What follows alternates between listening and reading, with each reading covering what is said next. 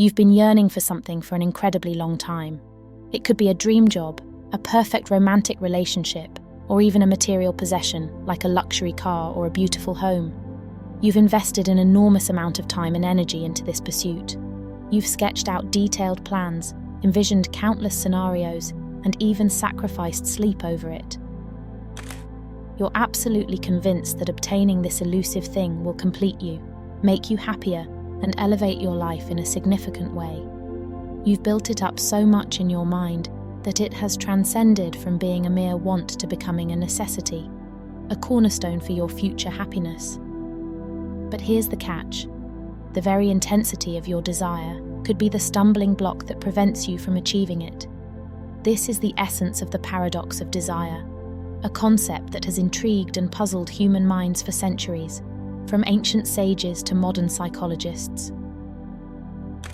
Before we delve into the paradox, let's examine the anatomy of desire itself. Desire is a complex emotional and psychological state that drives human behavior. It's what motivates us to wake up in the morning, to pursue our goals, and to seek fulfillment. It's a powerful force that can propel us to great heights, but it can also lead us down a path of destruction if not managed properly. The idea that desire can be a double-edged sword is far from new. It's a concept deeply rooted in ancient philosophies and spiritual teachings. Buddhism, for instance, teaches that desire is the root of all suffering. The more you want something, the more you're attached to a specific outcome, and this attachment can lead to suffering. It's not just about the pain of not getting what you want, it's also about the mental and emotional turmoil that comes with that yearning. This notion has been echoed in various forms throughout history.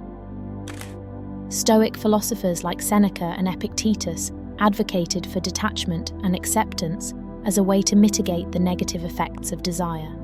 Modern-day psychologists have also studied the effects of desire on mental health, finding that it can lead to stress, anxiety, and even depression.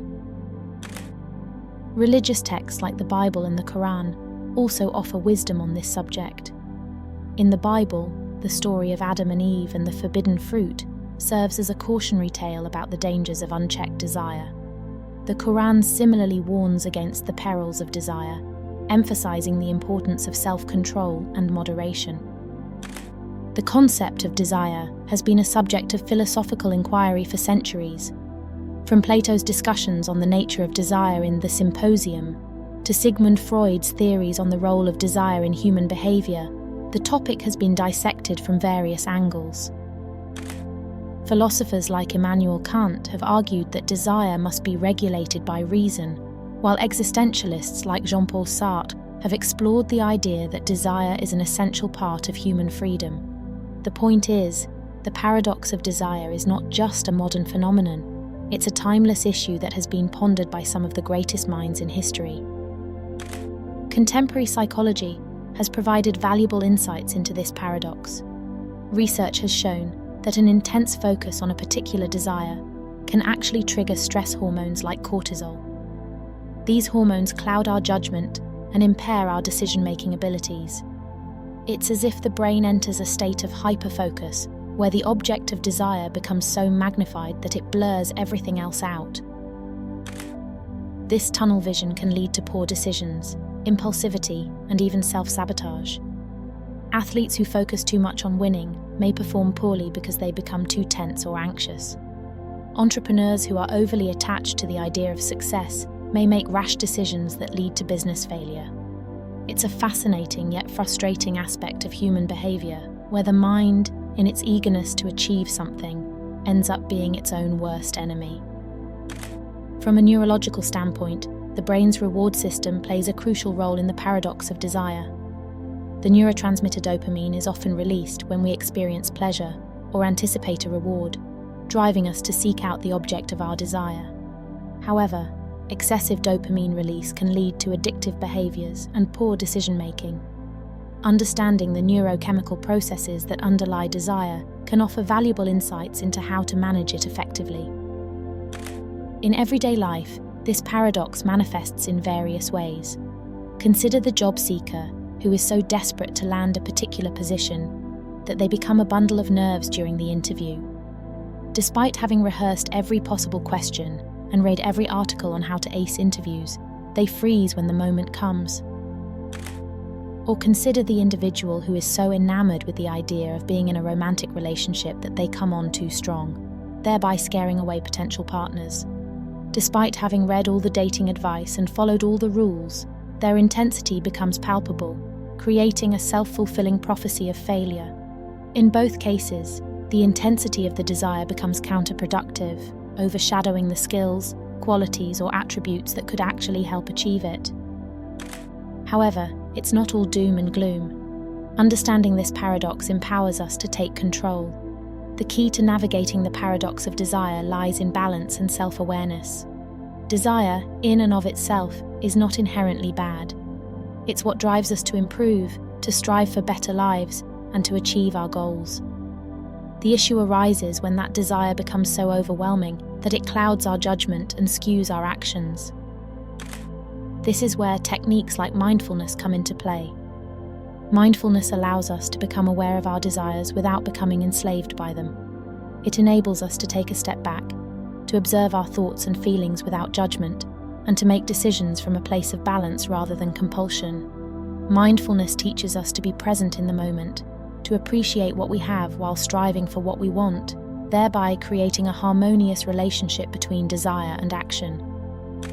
Mindfulness and meditation offer practical tools for managing desire.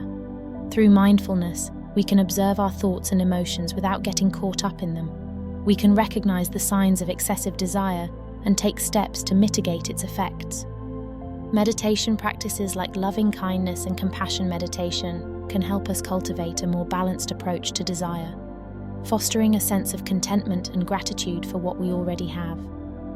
These practices can serve as antidotes to the toxic effects of unchecked desire, helping us navigate the complexities of the paradox of desire with greater ease and wisdom.